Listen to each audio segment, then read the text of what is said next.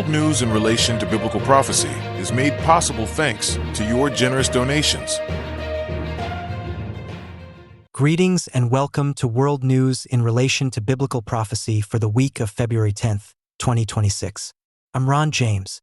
While the majority of the mainstream media and its commentators are hyperfixated on the terrible and tragic supposed kidnapping of the 84-year-old mother of the co-anchor of NBC's Today Show, Nancy Guthrie, and we are endlessly offering our prayers for the family and her safe return here in the United States of America, they are not as focused on other important world news and world-changing events, such as the overabundant ICE-related protests. Also, if you haven't as yet, please like and follow us here on our SoundCloud radio channel. We have over 300 tracks available of various biblical subjects ranging from the beautiful, merciful, and gracious gift of eternal salvation to the ultimate plan of God for the salvation of all mankind. Please, if God's Spirit inspires you, please feel free to donate to this ministry of our great Savior, Jesus Christ. Just click on the shopping cart with the arrow below this audio track. God bless you and thank you. So, sadly, very little is being reported concerning statements and tactics that are happening in Europe. A growing number of European leaders are advocating for a reorganized EU. Most European leaders have been rather negative towards the USA's National Security Strategy report. President Donald Trump argues that the EU cannot defend itself militarily. Indeed, the EU leaders are highly aware of their limited defense capability and are becoming more cognizant that they will need to reorganize their military spending and strength, as well as their independence from the United States of America. CNBC, which has exhibited a slight negative bias in its reporting posted last year. And who in the studio today has this report? Walter? Yes, here it is, Ron. It was over on May's desk. Again, this is from CNBC dated Wednesday, December 10, 2025. Trump slams European leaders as weak, just as they're trying to impress him. While it's been clear to Europe for some time that US President Donald Trump is not the biggest fan of the region, the president's latest tirade against the continent's leadership will sting, particularly as the bloc strives to show more decisiveness and authority. Trump has once again provoked outrage among his European allies, describing them as weak and leading a decaying region in an interview with Politico published Tuesday. Criticizing the region's response to immigration and the war in Ukraine, Trump said, "I think they don't know what to do."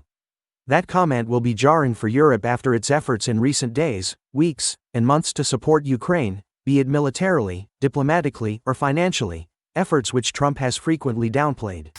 Instead, Europe has had to watch on as US officials have held talks with their Russian and Ukrainian counterparts on a draft peace plan for Ukraine, without a seat at the table. That's despite the fact that the resolution of the almost 4-year war, and what shape that takes, is seen by analysts and European leaders as critical for the region's future security. Belittling his political foes is nothing new for Trump, but what's shocking for Europe is that he appears willing to relinquish long-standing friends and tested alliances that have been in place since World War II. Europe was already put on notice last week when Trump's new national security strategy stated that Europe risked civilizational erasure within the next 20 years and questioned whether European countries can remain reliable allies.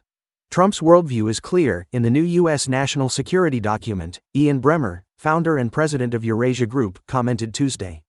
Quote, "A strong united Europe is a threat, not an asset."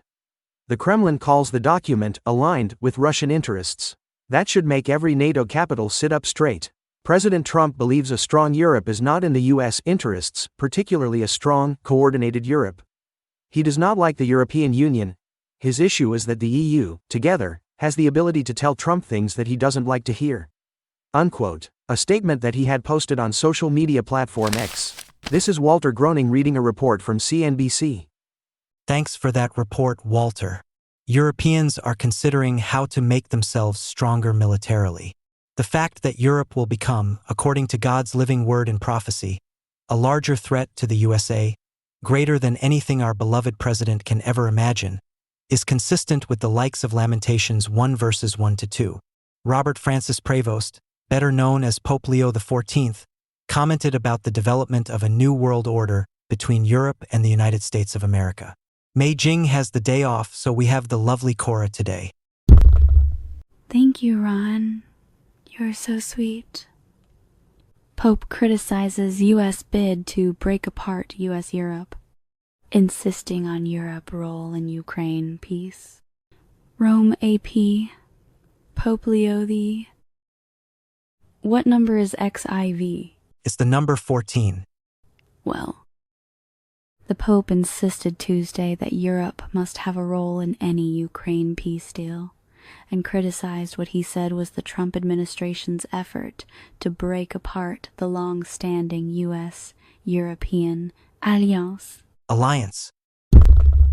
Leo was asked about the U.S. peace plan for Ukraine, but appeared to respond to a broader question about the Trump administration's views on the U.S.-Europe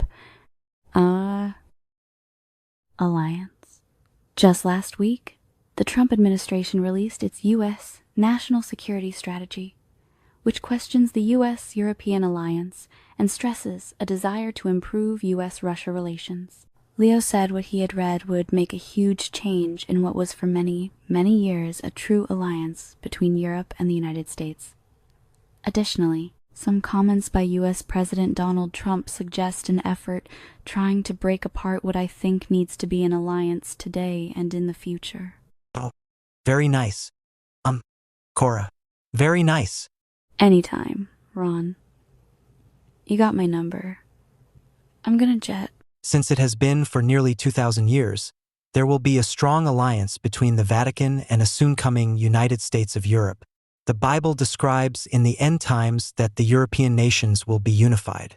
But in all end-time prophecies, there's no mention of the United States of America, or the United Kingdom, Australia, New Zealand, Canada, or South Africa. They don't even show up in the prophecies. It's as though those countries have been eliminated or reduced to complete insignificance. Notice this in the book of Revelation, chapter 17, verses 15 to 18. Then he, one of the 7 angels, said to me, "The waters which you saw, where the harlot sits, are peoples, multitudes, nations, and tongues. And the 10 horns which you saw on the beast, these will hate the harlot, make her desolate and naked, eat her flesh and burn her with fire. For God has put it into their hearts to fulfill his purpose, to be of one mind, and to give their kingdom to the beast, until the words of God are fulfilled. And the woman whom you saw is that great city Rome, that eternal city, which reigns over the kings of the earth. So, ultimately, both the beast and the false prophet will come to nothing. They will be destroyed." Reference Revelation 19 verse 20. Now, while a growing majority is beginning to see that Europe does have a Muslim migrant problem, many are also seeing bureaucratic issues hindering Europe's growth. A strong Catholic-led European leader will rise and gain great power in a reorganized and revitalized United Europe. Again, Revelation chapter 17. Notice verses 12 and 13. "The 10 horns which you saw are 10 kings who have received no kingdom as yet, but they receive authority for 1 hour as kings with the beast. These are of one mind, and they will give their power and authority to the beast.